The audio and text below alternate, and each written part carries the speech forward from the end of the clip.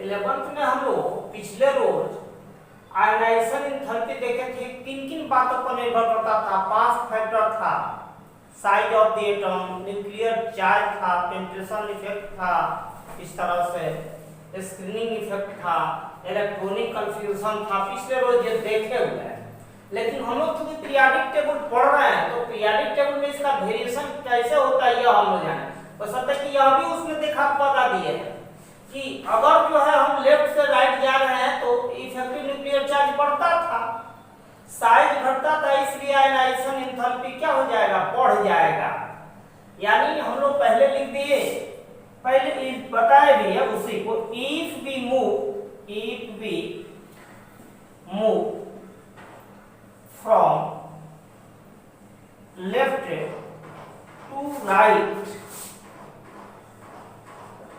in a period in periodic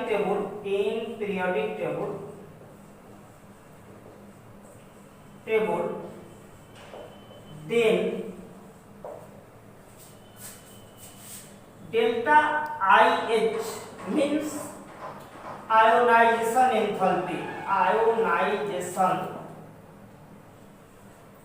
enthalpy क्या करता है? बढ़ जाता है, इंक्रीजेज। क्यों बढ़ता है? Due to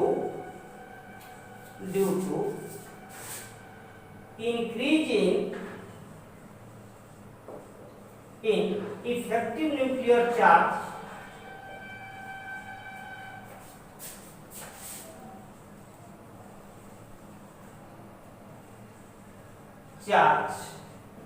and decrease in size of the atom। पहले भी इसको बताए हुए थे। इसका एग्जाम्पल इस तरह से दिखा देंगे। इस तरह से पीरियड बना दिए, ये पीरियड हो गया। पीरियड यहां बी हो गया 4,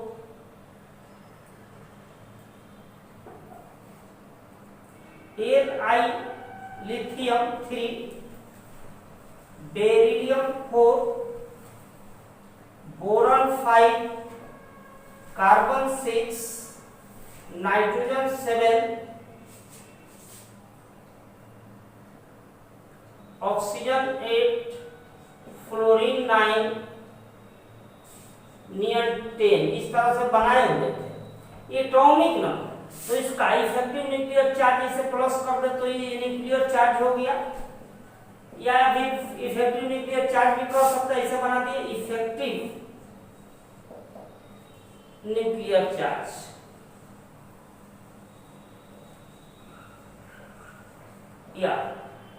या हम लेफ्ट से राइट जा रहे हैं पीरियड में, लेफ्ट से राइट, तो इफेक्टिव न्यूक्लियर चार्ज बढ़ रहा है, इफेक्टिव न्यूक्लियर चार्ज बढ़ा, effective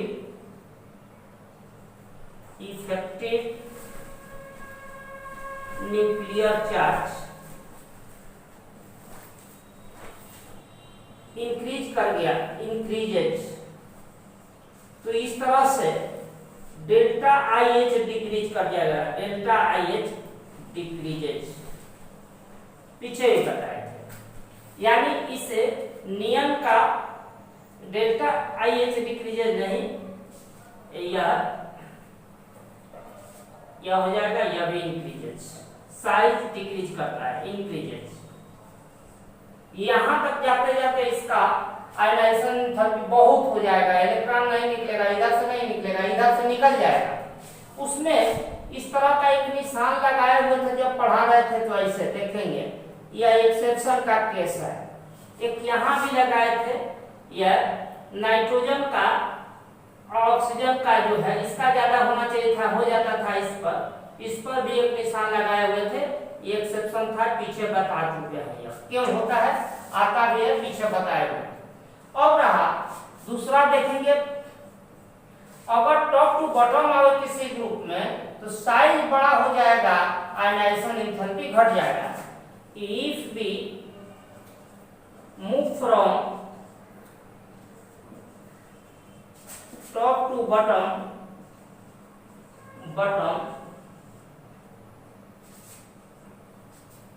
in a group,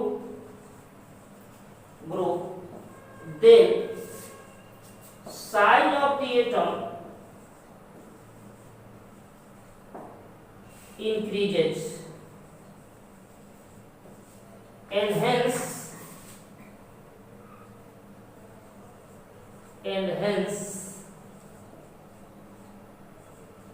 delta IH means ionization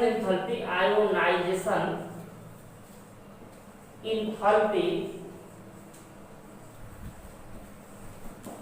यह डिक्रीज का जाएगा, डिक्रीजेज मतलब यहाँ पर आसानी से इलेक्ट्रॉन निकल जाएगा, मेटालिक कैरेक्टर बढ़ जाता है ऊपर से नीचे आने पर। चाहे तो इसको ऐसे दिखा देंगे, जैसे यह कोई ग्रुप ले लिए, यह ग्रुप हो गया, लिथियम हो गया, रुबिडियम हो गया, सीजियम हो गया, फ्रोंसियम हो गया। इस तरह से ऊपर से नीचे आते हैं तो साइज, तो डेल्टा IH घट जाएगा, डिक्रीजेज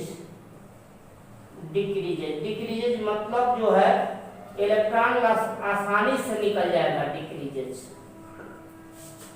इस तरह से। तो यह रहा variation of ionization enthalpy in periodic table.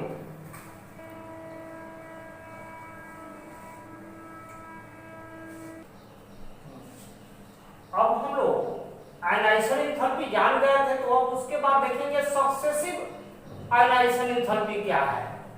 तो सक्सेसिव आयनाइजेशन एंथैल्पी समझने के लिए पहले बाद में हम डिफिनेशन बनाएंगे। मान लेते हैं कि यह कोई एटम है M, जैसे सोडियम पोटेशियम M मेटल को, या एटम में मान लीजिए गैसीय स्टेट है, इससे इलेक्ट्रॉन हम निकाल देते हैं तो M+ हो गया I इस तरह से।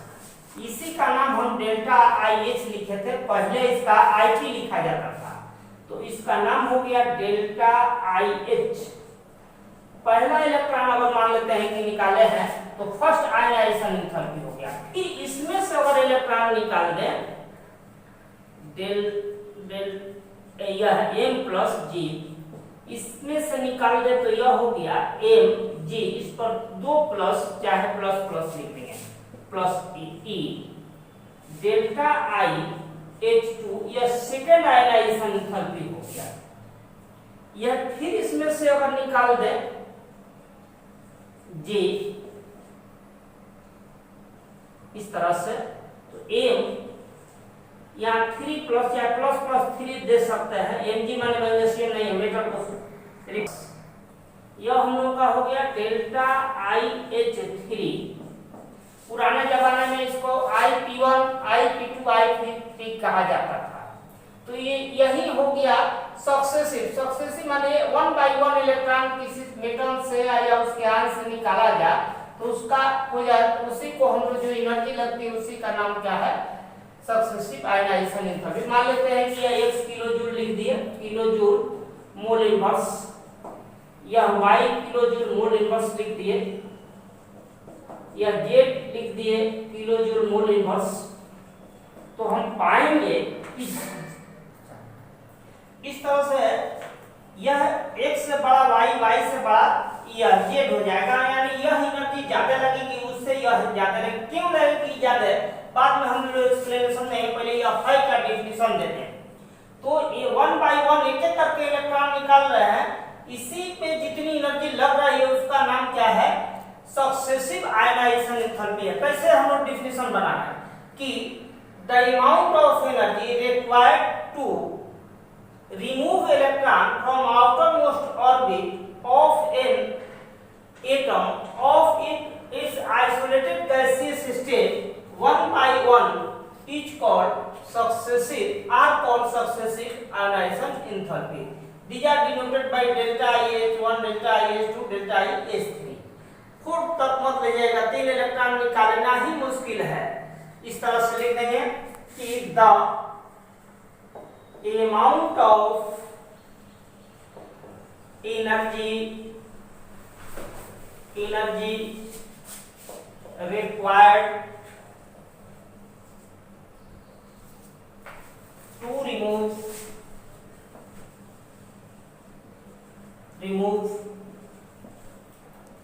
electron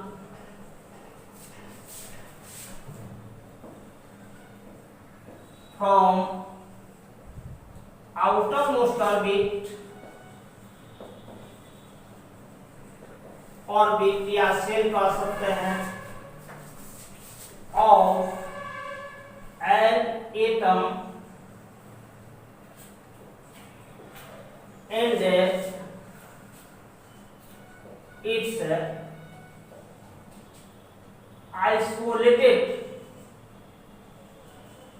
isolated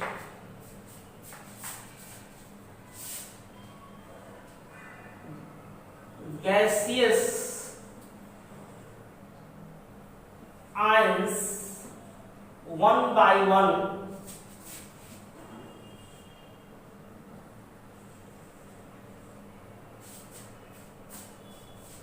is called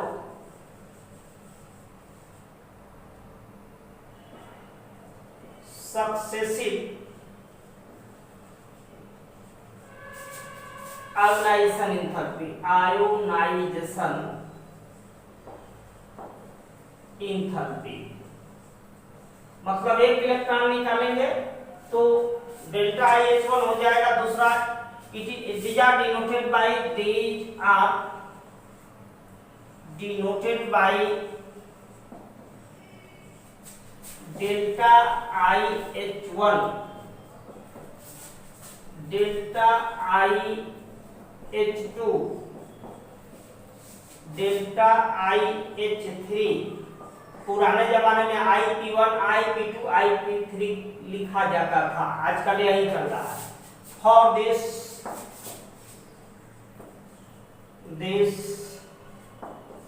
let us consider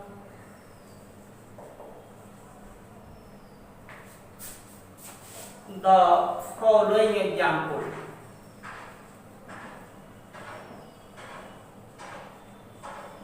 यह एग्जाम्पल हो एम जो है मेटल को सूचित कर रहा है कई बार लिखे हैं लिखने की आवश्यकता नहीं है चाहे लिख देते हैं कि where M represent a metal या एटम कुछ जी रिप्रेजेंट गैसियस स्टेट यही चीज जो है delta IH1 delta H2 delta H3 इसी का नाम है सक्सेसिव आयोनाइजेशन एंथैल्पी यह जो है बड़ा होगा IP डेल्टा H2 जो है डेल्टा H1 से बड़ा होगा या इससे बड़ा होगा क्यों होगा अगले क्वेश्चन में बता रहा है क्वेश्चन के रूप में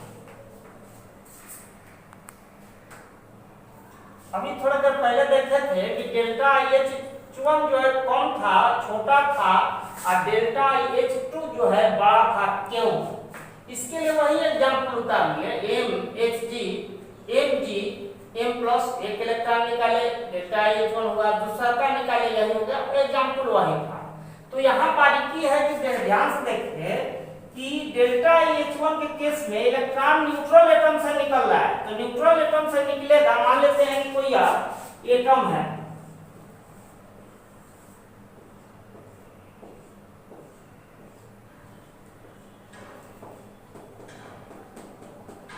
या मान लेते हैं कि एटम है यह हम निकाल रहे हैं इस इलेक्ट्रॉन को हमको निकालना है तो इस पर जो है यहाँ का प्लस काम किया फोर्स ऑफ अट्रैक्शन न्यूक्लियस का अगर एक इलेक्ट्रॉन निकाल लिए इस तरह से इलेक्ट्रॉन वैसे ही जैसे दिखाए थे वैसे ही है और निकाल लिए जब इलेक्ट्रॉन यहाँ निकल गया तो इसमें तो फिर दूसरा इलेक्ट्रॉन निकालने के लिए इस पर यह भी खींच रहा है सेंटर पर का भी फोर्स खींच रहा है दो फोर्स लग गया जो प्लस है वह भी और सेंटर पर पे इसमें केवल सेंटर पर का खींचता था तो यह फोर्स ज्यादा हो गया इसलिए इसमें ज्यादा एनर्जी लगेगी इसलिए इसका वैल्यू क्या हो जाता है ज्यादा हो जाता है यानी हम ऐसे लिख देंगे in case of delta IH1 electron is removed from a neutral atom मान लेते हैं कि हम मान लिए थे M, at which only the force of nucleus acts, जिस पर केवल न्यूक्लियस का आकर्षण बल काम किया था, but in case of delta IH2 electron is removed from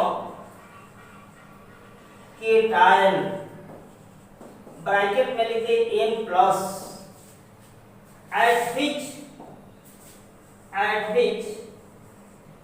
the force of opposite ions,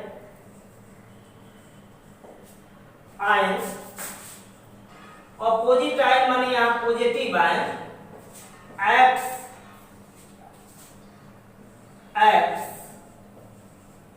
on the electron except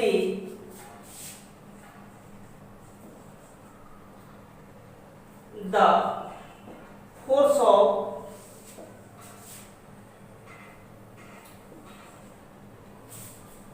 nucleus. इसमें एक्स्ट्रा एक फोर्स हो गया या पॉजिटिव आयन, या इसको ऐसे दिखा दे रहा है, ब्रैकेट में M प्लस लिख दीजिए और बढ़िया हो जाएगा M प्लस, इसलिए यह फोर्स ज्यादा हो रहा है। देयरफॉर